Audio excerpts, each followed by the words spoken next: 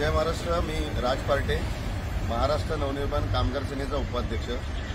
आज आपण कामगार हॉस्पिटल मुलुंड या ठिकाणी आलेलो आहोत।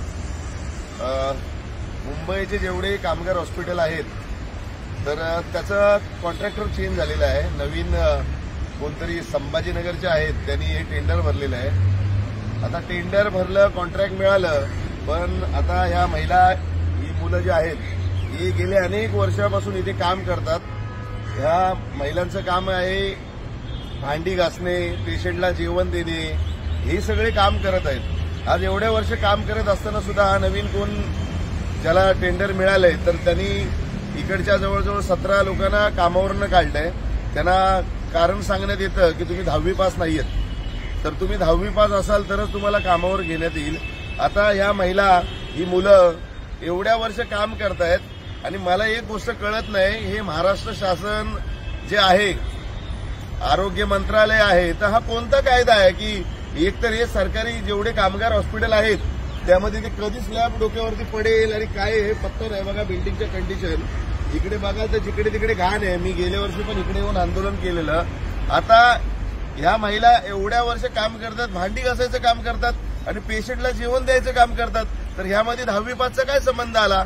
आपण आपल्या घरात जेव्हा कपडे भांडी लादीसाठी एखाद्या महिलेला कामाला ठेवतो तर तेव्हा काय आपण तू 10वी पास आहे का 12वी पास आहे का असा कोणता नियम असतो का? तर आता अचानक ती लोक एवढ्या वर्ष काम करतायत, आता त्या लोकांना का घरी बसवलंय, तर आता त्यांनी जायचं कुठे, त्यांनी खायचं काय? बरं, भांडी घासायला आणि पेशंटला जेवण द्यायला, लादी पुसायला, झाडू मारायला 10वी पास हा कोणता कायदा आहे?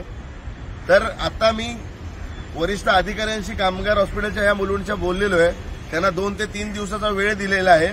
जो कोण कॉन्ट्रॅक्टर आहे त्याला बोलवा आणि चर्चा करा आणि ह्या लोकांना परत कामावरती घ्या। इथे 10वी पास वगैरे काही गरज नाही भांडी घासण्यासाठी।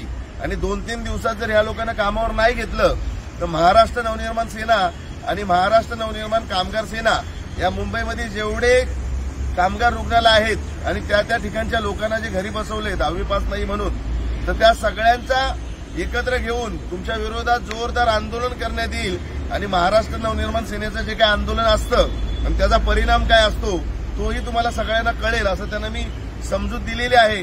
आता 2-3 दिवस वाट बघूया, नाहीतर ह्या लोकांना जे कामगार हॉस्पिटलचे जे लोकांना घरी बसवलंय एवढ्या वर्ष काम करून सुद्धा, तर त्यांना परत कामावर घेतल्याशिवाय आम्ही शांत बसणार नाही। आणि कामगार हॉस्पिटलचे अधिकारी आहेत ते आणि जो कोण कंत्राटदार आहे त्यांना माझं आव्हान आहे, काय तो बदल करा आणि ताबडतोब कामावर घ्या, नाहीतर जे आंदोलन होईल त्याला सामोरे जा। जय हिंद, जय महाराष्ट्र।